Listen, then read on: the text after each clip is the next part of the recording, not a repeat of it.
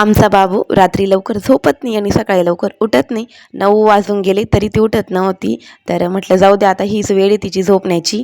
नंतर स्कूल चालू झाली की म्हटलं एवढा वेळ झोपता येणार नाही आणि मी लागली होती किचनमध्ये स्वयंपाक बनवण्यासाठी.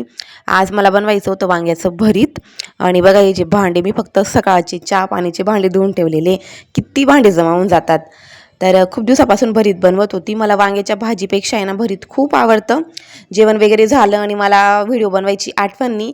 हा व्हिडिओ मी लास्टमध्ये बनवला जेव्हा जेवण वगैरे होऊन गेलं, एवढं उरलेलं होतं.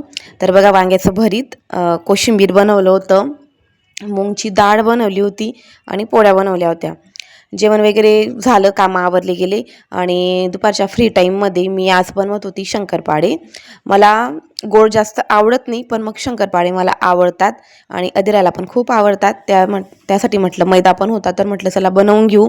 आणि अदिराची बघा मोबाईल येताच रिॲक्शन, तो शंकरपाळा तोंडात गेला पण नाही, पण मग तिला माहिती कॅमेरा चालू आहे म्हणून छान छान मम्मा, छान छान मम्मा असं म्हणते.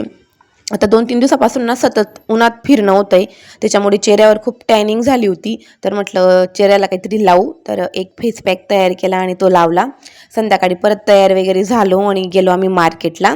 आणि बघा इकडे राजस्थानमध्ये ना खूप मातीच्या वस्तू आहेत. आज तर मी घेतला माठ आणि चहा प्यायचे कप. कप तर घेतलेले पण मग टिकायला पाहिजे, कारण माझ्या हाताने कप फुटतच असतात.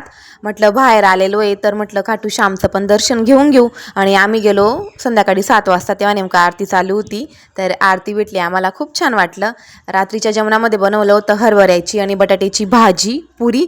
आंब्याचा रस पण बनवायचा होता, पण काही कारणांमुळे आंब्याचा रस काही झाला नाही.